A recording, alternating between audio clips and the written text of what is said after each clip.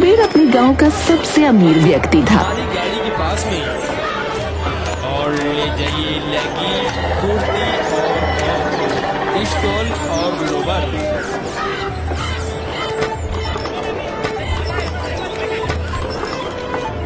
वो अपनी पत्नी मालती के साथ ऐशो आराम की जिंदगी जीता था, पर उसकी कोई संतान नहीं थी।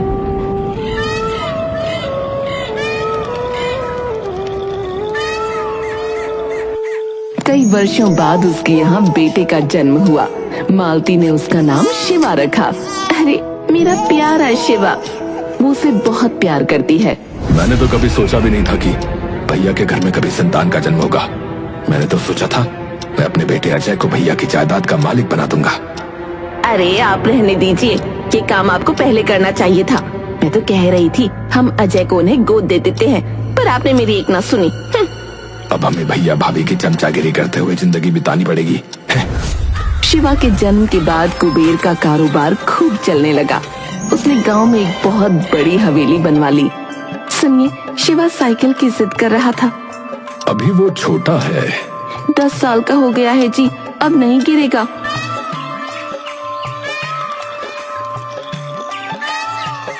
अगले दिन कुबेर शिवा के लिए साइकिल ले आया। देख रहे हो, यहाँ बेटे ने फरमाइश की वहाँ पूरी हो जाती है, और एक हमारा बेटा है, उसे हर चीज के लिए तरसना पड़ता है। धीरे बोलो, कोई सुन लेगा। 5 वर्ष बाद हम शिवा का जन्मदिन धूमधाम से मनाएंगे। हाँ हाँ, मेरा प्यारा शिवा। माँ बाबा, आप लोग दुनिया के सबसे अच्छे माँ बाबा हो। चल हट झूठे, बता क्या चाहिए तुझे। आपने मुझे सब कुछ दे दिया है। जन्मदिन धूमधाम से मनाया गया।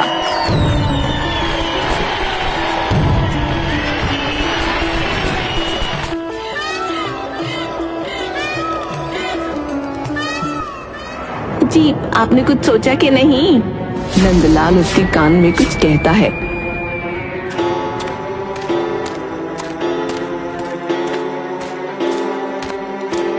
शिवा, बाहर बगीचे में जाओ, वहाँ तुम्हारे दोस्त तुम्हारी राह देख रहे हैं। भाभी, शिवा ने आपको और भैया को ऊपर छत पर बुलाया है। बच्चा है, कुछ बताना चाहता होगा। वो दोनों ऊपर गए, पर उन्हें वहाँ कोई नहीं दिखा। कुटिला और नंदलाल भी आ गए। भैया, शिवा तो वहाँ नीचे बगीचे में है। वो देखो, भाभी उधर कोने में। वो दोनों उधर देखने लगे कि कुटिला और नंदलाल ने उन्हें पीछे से धक्का देकर गिरा दिया।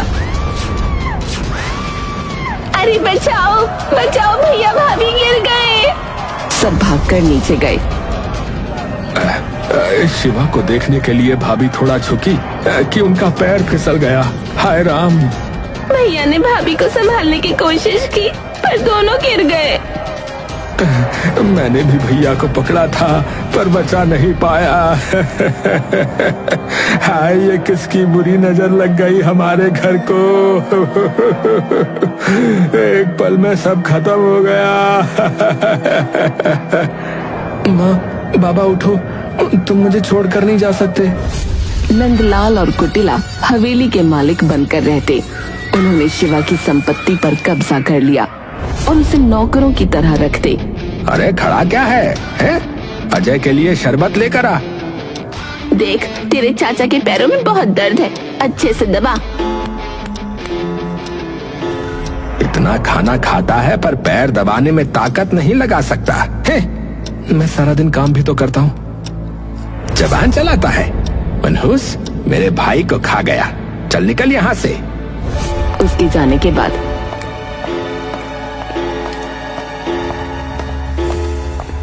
सुनिए जी, अब इसकी जबान चलने लगी है कि हमारे लिए मुसीबत न खड़ी कर दे। इसे इस घर से निकालना पड़ेगा। इसे भी इसके माँ बाप की तरह छत से धक्का देकर मार दूं? हैं? नहीं, लोगों को शक हो जाएगा। इसके लिए कुछ और करना होगा। शिवा ने दरवाजे के पीछे छुपकर उनकी बातें सुन ली। कौन है वहाँ? मैं हूँ शिवा। मैं तुम दोनों को चाचा चाची समझता था, पर तुमने मेरे माँ बाबा को मार डाला। अजी से तो सच्चाई पता चल गई। तुझे भी मार देता हूँ। रुक, मैं तुम दोनों को छोड़ूंगा नहीं, बदला जरूर लूंगा, बता रहा हूं बदला जरूर लूंगा। वो घर से भाग गया और 2 दिन तक लगातार चलता रहा।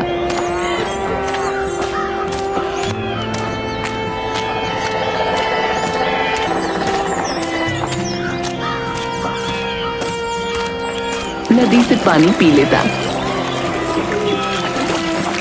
जंगल से गुजरता हुआ एक आश्रम में वो पहुंचा।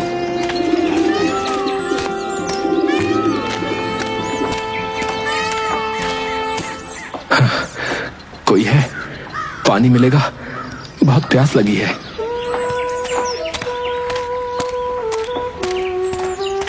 हाँ हाँ, अंदर चलो।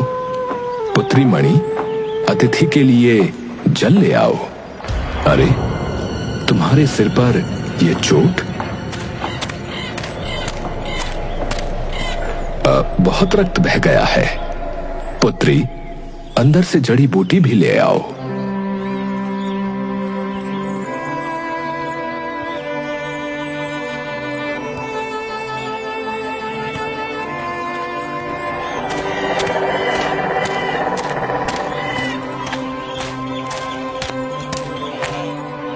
गुरु ने उसके माथे पर जड़ी लगाई। आपका बहुत बहुत धन्यवाद।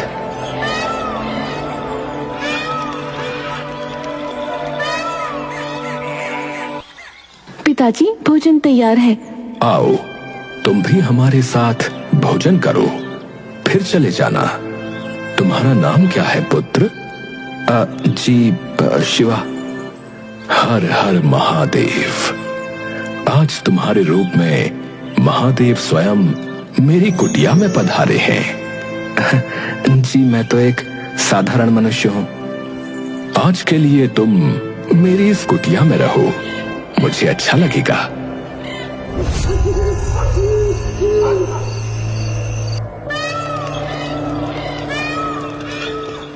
शिवा, तुम्हें किस दिशा में जाना है?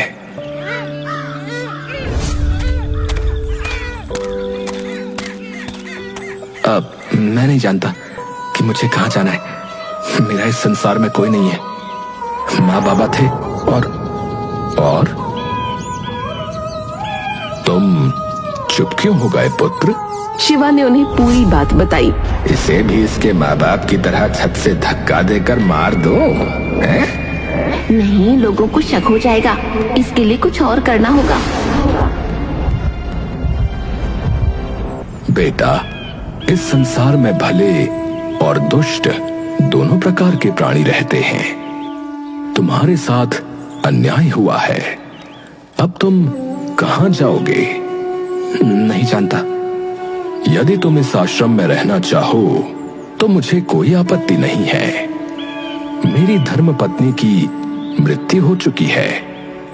इतने बड़े आश्रम में केवल मैं और मेरी पुत्री मणि ही रहते हैं। मेरे पास रहने का कोई स्थान नहीं है। यहाँ रहना ही ठीक होगा। गुरुजी, मैं यहाँ रहकर आपकी सेवा करूंगा।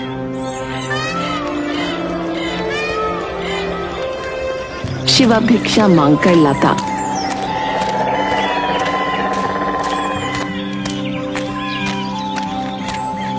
लकड़ियां काट कर लाता, सभी काम करता।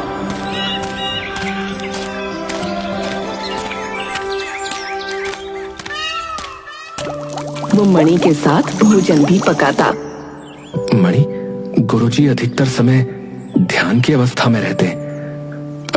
इतनी कठिन तपस्या। पिताजी के पास कई शक्तियां और सिद्धियां हैं। कई बार तो मुझे भी बहुत हैरानी होती है। तुम तपस्या नहीं करती? ना बाबा, मुझसे ये सब नहीं होता। तुम सीखो ऐसी विद्या।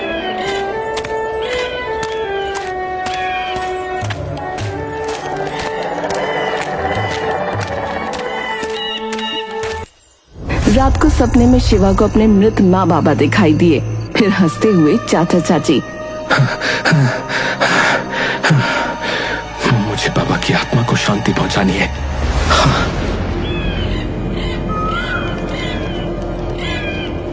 गुरुजी, मणि ने बताया कि आपके पास बहुत सी बड़ी बड़ी शक्तियां हैं। हाँ है तो। मुझे भी बताइए ना, ये शक्तियां कैसे मिलती हैं? ये विद्या होती है पुत्र। इन्हें पाने के लिए कठिन साधना और तपस्या करनी पड़ती है। गर्मी में शरीर को जलाना पड़ता है और सर्दी में बर्फ बनाना पड़ता है। अब मैं करूंगा तपस्या, कठोर तपस्या।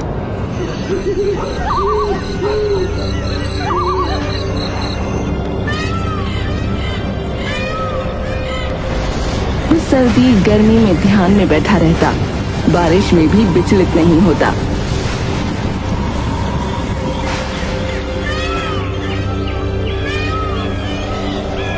पुत्र, अब तुम सिद्ध योगी बन गए हो।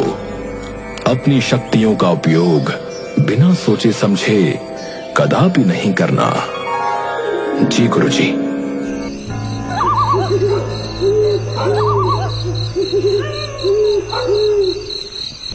बेटा, मुझे तुम साधारण योगी नहीं लगते। जिस लगन से तुमने एकाग्रचित्त होकर समाधि ली, वो दुर्लभ है। मैं ऐसे मनुष्य की ही खोज कर रहा था। मैं समझा नहीं गुरुजी, कोई काम है तो मुझे बताइए। हाँ, मणि के लिए तुम ही उपयुक्त वर हो। यदि तुम अनुमति दो तो मैं मणि का विवाह तुम्हारे साथ। गुरुजी, जैसी आपकी इच्छा। मैं आपका सेवक हूं। मेरा जीवन आपका और मणि का है।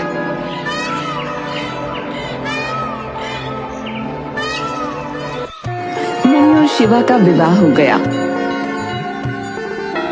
2 साल बाद रात को सपने में शिवा को उसके मृत माँ बाबा दिखाई दिए, फिर हंसते हुए चाचा चाची।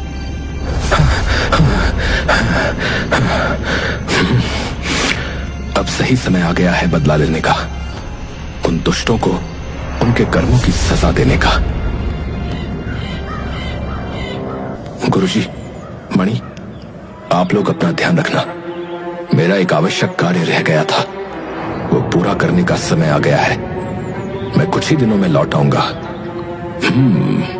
मेरा आशीर्वाद सदैव तुम्हारे साथ है। अब तुम साधारण मनुष्य नहीं हो, तुम्हारे पास दुर्लभ सिद्धियां हैं, इसलिए तुम्हें अधिक विनम्र रहना होगा। लोगों के साथ स्नेह और विनम्रता से रहना। मैं तुम्हारी बात याद रखूंगा मणि। शिवा अपने गांव पहुंचा।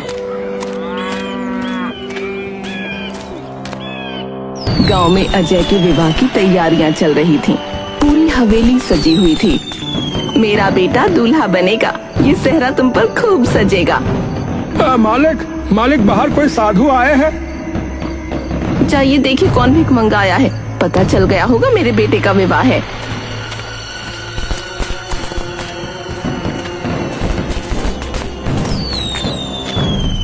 हाँ बाबा, बोलो क्या चाहिए। तुम मुझे क्या दोगे? तुमने तो खुद अपने भाई भाभी की हत्या करके शिवा की संपत्ति हड़प ली। कौन है तू? है कौन है? चल चल निकाल यहाँ से, चल। अरे भाई, अरे निकालो इसे, है निकालो। मैं शिवा हूँ। आज मैं अपने माँ बाबा का बदला लेने आया हूँ। बकवास मत कर, समझे? इसे धक्के मार कर निकालो भाई कोई। शिवा वहां से चला गया।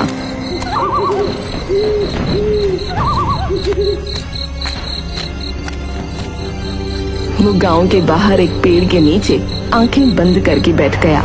गांव में तेज बारिश होने लगी। आज अचानक इतनी तेज बारिश? 2 दिन तक गांव में लगातार बारिश होती रही। बाढ़ आ गई, फसलें खराब हो गईं, जानवर मर गए।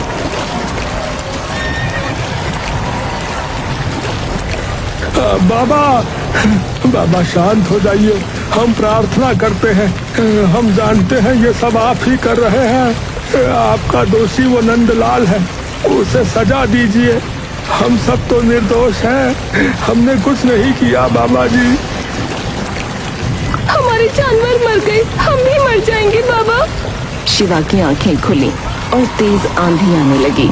गांव के घर टूट गए, हवेली के गिरने से कुटिला, नंदलाल और अजय भी मर गए। आज माँ बाबा की आत्मा को शांति मिली होगी। शिवा आश्रम वापस पहुंचा।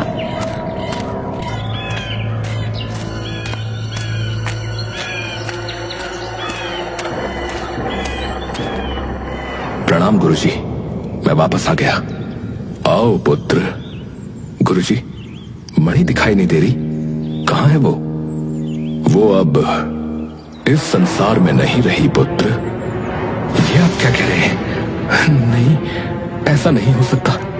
जब तुम अपने बदले की आग को शांत करने के लिए उन निर्दोष गांव वालों को तड़पा रहे थे, तब यहां मेरी पुत्री मणि ज्वर से तड़प रही थी।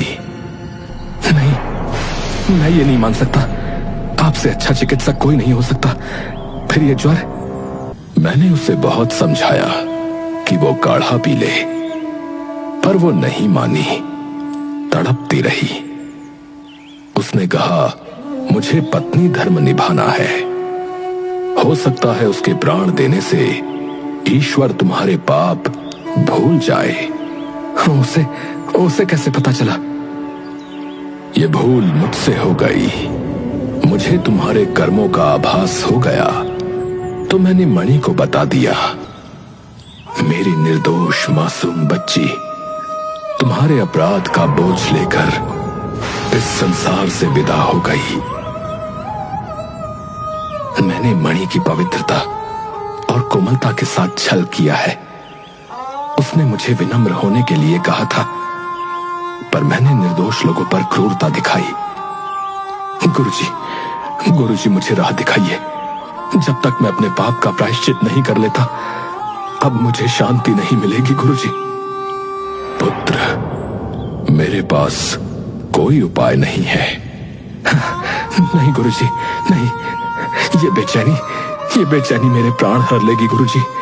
मैं इस आत्मग्लानि के साथ नहीं जी सकता। तो ठीक है, मैं भी अब अपने प्राण त्याग दूंगा। तुम एक काम करो पुत्र, तुम गुरु निरंजन जी के पास चले जाओ। वो तुम्हें पश्चाताप का मार्ग बता सकते हैं। शिवा जंगलों को पार करता हुआ एक गांव के पास पहुंचा। भाई, यहाँ आसपास गुरु निरंजन का आश्रम है। तुम बता सकते हो कि वो कहाँ है? अरे भैया, वो बूढ़ा गुरु सनकी है, एकदम सनकी। अरे भैया, बोलता क्या है, करता क्या है, पता ही नहीं चलता है भैया। लोग कहते हैं कि वो बहुत ज्ञानी है, पर मुझे तो उसकी एक भी बात समझ में नहीं आती भैया। हाँ, मार्ग बता दो भाई। अरे भैया, मेरी मानो तो वहाँ मत जाओ। हाँ, अरे भैया, पागल हो जाओगे उसकी बातें सुन के। हाँ, मैं तो पहले से ही पागल हूँ भैया। अच्छा, तो ऐसा करो, आगे से दाईं ओर मुड़ना और फिर सीधे चले जाना, ठीक है? शिवा ने जैसे ही द्वार पर पांव रखा, एक आवाज आई, वहीं रुक जाओ, भीतर आने का प्रयास मत करना। मैं शिवा हूँ, मैं सब जानता हूँ। आश्रम में आने की इच्छा रखने वाले प्रत्येक मनुष्य के भूत और वर्तमान की जानकारी मुझे मिल जाती है। गुरुजी, भीतर आ जाऊं? नहीं, किसी अपवित्र मनुष्य को भीतर आने की अनुमति नहीं है। तुम्हारे कर्मों को मैं जान चुका हूँ बालक। निर्दोष गांव वालों ने तुम्हारा क्या बिगाड़ा था, बोलो? और मणि? हाँ, इसीलिए मैं प्रायश्चित करना चाहता हूँ। ये ग्लानि मुझे चैन नहीं लेने दे रही है। मुझे शांति चाहिए गुरुजी, शांति। मूर्ख बालक, तुम भीतर नहीं आ सकते, मुझे ही बाहर आना पड़ गया। मुझे ज्ञान का मार्ग दिखाइए ताकि मेरे मन को शांति मिल सके। शांति? शांति ज्ञान ऐसे नहीं मिलते। इसके लिए घोर साधना करनी पड़ती है बच्चा। शांति विनम्रता से आती है, समझे? विनम्रता के लिए क्रोध का त्याग करना पड़ता है। तुमने तो क्रोध से पूरे गांव का विनाश कर डाला। क्षमा क्षमा गुरुजी, मुझे सच्चा मार्ग दिखाइए। तो बोल, तुम्हारे पास क्या है जो समर्पित करोगे? बोल। मैं अपनी आत्मा आपको समर्पित करता हूँ। हाँ। आत्मा? आत्मा तुम्हारी नहीं, ईश्वर की है मूर्ख। जो तुम्हारा नहीं है उसे समर्पित नहीं किया जा सकता। तो गुरुजी, मैं अपनी वाणी, अपनी बुद्धि और अपना तन आपको समर्पित करता हूँ, जो मुझे इस जीवन को जीने के लिए मिले हैं। हाँ, उचित है, पर तुम आश्रम में प्रवेश नहीं कर सकते बालक। बाहर ही रहो, भिक्षा नहीं मांग सकते, प्राकृतिक वस्तुओं से जीवन यापन करो, समझे? उचित है गुरुजी। मैं तुम्हारी परीक्षा लूंगा। यदि तुम उत्तीर्ण हुए तभी मैं तुम्हारी सहायता करूंगा। ज्ञान प्राप्ति के लिए मैं सब कुछ करूंगा गुरुजी।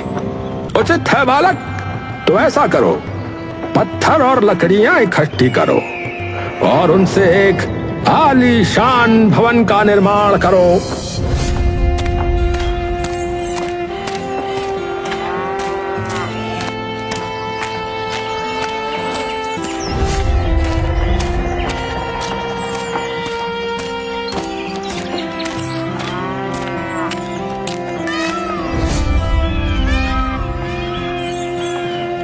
शिवा ने दिन रात धूप में बरसात में बिना रुके भवन बनाया।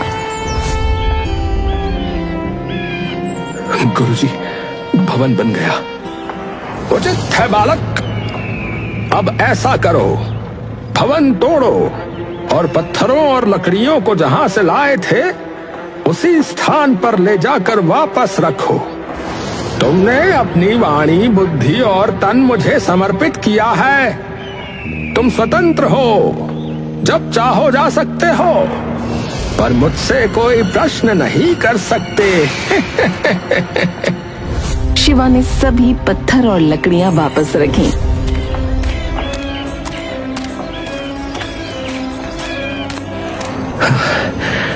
गुरुजी, सभी पत्थरों और लकड़ियों को उनके स्थान पर पहुंचा दिया है। उचित है बालक, अब ऐसा करो, अब उनसे फिर एक आलीशान भवन का निर्माण करो। चलो।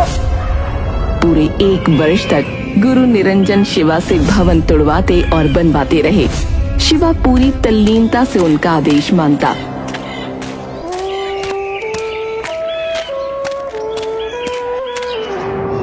हाँ, मैं तुम्हें यही शिक्षा देना चाहता था। जो एक बार टूट जाता है बालक, वो वापस नहीं बनाया जा सकता। तुमने पत्थर और लकड़ियां तो वापस अपने स्थान पर रख दी, परंतु तुम्हारे क्रोध के कारण जिन निर्दोष गांव वालों और जानवरों के प्राण गए, क्या वो फिर से जीवित हो सकते हैं? बोलो। तुम मेरी परीक्षा में उत्तीर्ण हुए, अब तुम भीतर आ सकते हो। मैं तुम्हें सच्चाई, ज्ञान और शांति को पाने का मार्ग दिखाऊंगा। चलो भीतर आ जाओ बालक।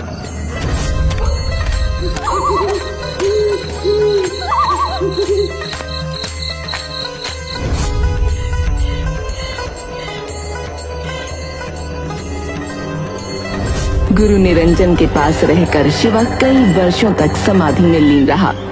शिवा, अब तुम में क्रोध का लेश मात्र भी नहीं है। तुम विनम्रता की चरम सीमा पर पहुंच गए हो बालक। ये तुम्हें प्राणी मात्र से प्रेम करने की राह दिखाएगा। यही सच्चा ज्ञान है। जी गुरुजी, अब मुझे असीम शांति अनुभव होती है। हाँ तो बालक, इस अनुभव को संसार को बताओ। अब तुम साधारण योगी नहीं हो पुत्र। तुम्हारा उद्देश्य संसार को प्रेम, विनम्रता और ज्ञान का संदेश देना है। तो जाओ बालक, अपने ज्ञान का प्रकाश फैलाओ। मेरा आशीर्वाद सदैव तुम्हारे साथ है। बोल बम भोले।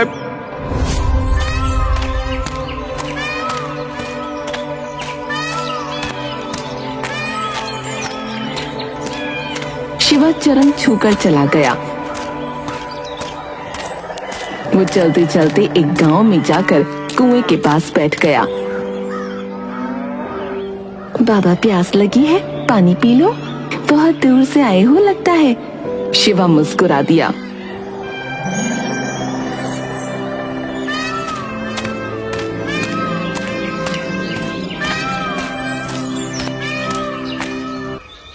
वो एक पेड़ के नीचे बैठ गया। लो बाबा, भिक्षा ले लो, मैं आपके लिए फल लाई हूँ। अरे इतना सब, इनकी मुझे कोई आवश्यकता नहीं है। आपको भूख नहीं लगती? लगती है। तुम मुझे प्रेम से अन्न का एक दाना खिला दो तो मेरा पेट भर जाएगा। एक दाने से? शिवा मुस्कुरा दिया। शिवा अपने ज्ञान के कारण पूरे गांव में प्रसिद्ध हो गया।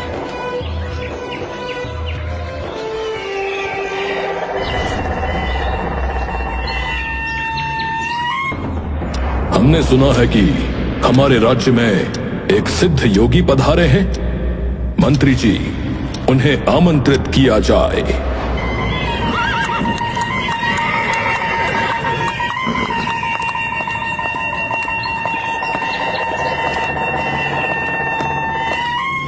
बाबा जी, हमारे राज्य में आपका स्वागत है।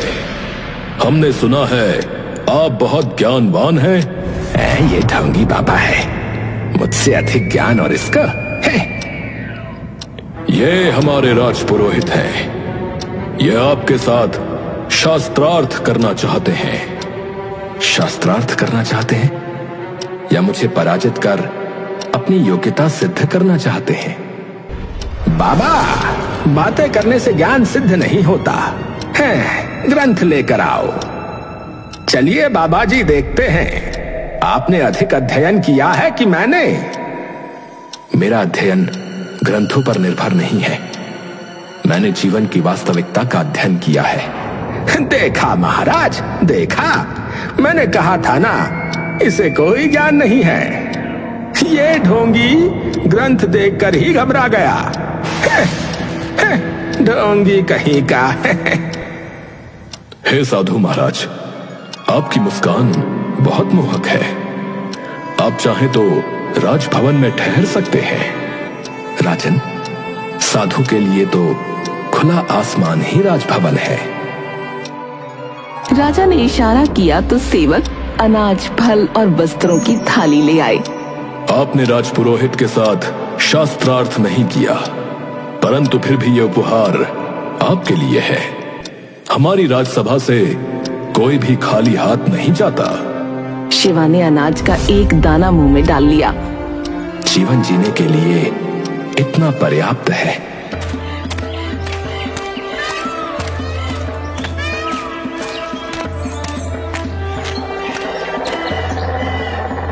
गांव वाले जाकर शिवा के पास बैठते, उसकी बातें सुनते।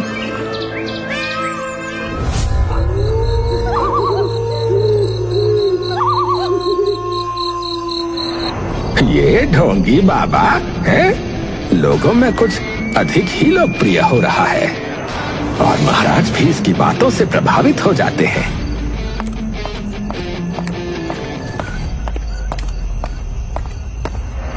तुम्हें मेरा एक गुप्त कार्य करना है।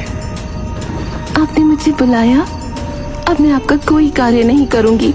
पिछले 2 साल से आपका मेरे साथ प्रेम प्रसंग है, लेकिन आप विवाह की बात नहीं करते।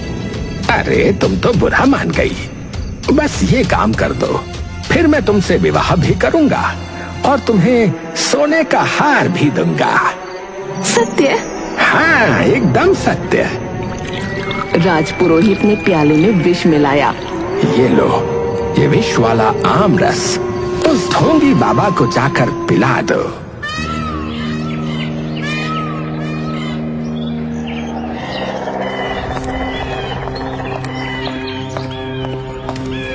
आओ आओ सुंदरी। बाबा देखो, मैं आपके लिए प्याला भर के आम रस लाई हूँ। और हाँ, आपको अभी मेरे सामने ये पीना पड़ेगा। इतना अधिक? मुझे पता है आप इतना अधिक नहीं लेते, पर मैं आपके लिए बहुत प्रेम से लाई हूँ। पहले उस राजपुरोहित से सोने का हार तो ले आओ, क्योंकि वो विवाह तो तुमसे करेगा नहीं। सुंदरी ने उसे देखा। वो तुमसे विवाह नहीं करेगा क्योंकि वो पहले से विवाहित है। उसकी पत्नी उसके माता पिता के साथ अन्य राज्य में निवास करती है। मुझे माफ कर दो बाबा, मैं भटक गई थी।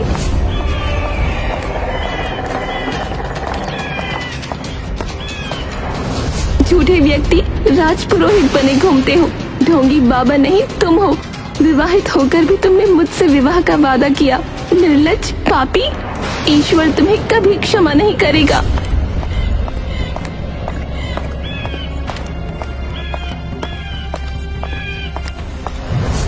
राजन, वो बाबा लोगों को भटका रहा है। ऐसे व्यक्ति का राज्य में रहना ठीक नहीं महाराज। वो आपकी उदारता का लाभ उठा रहा है। मैं बिना किसी उचित कारण के किसी भी साधु को अपने राज्य से जाने के लिए नहीं कह सकता। इसका उपाय है मेरे पास महाराज।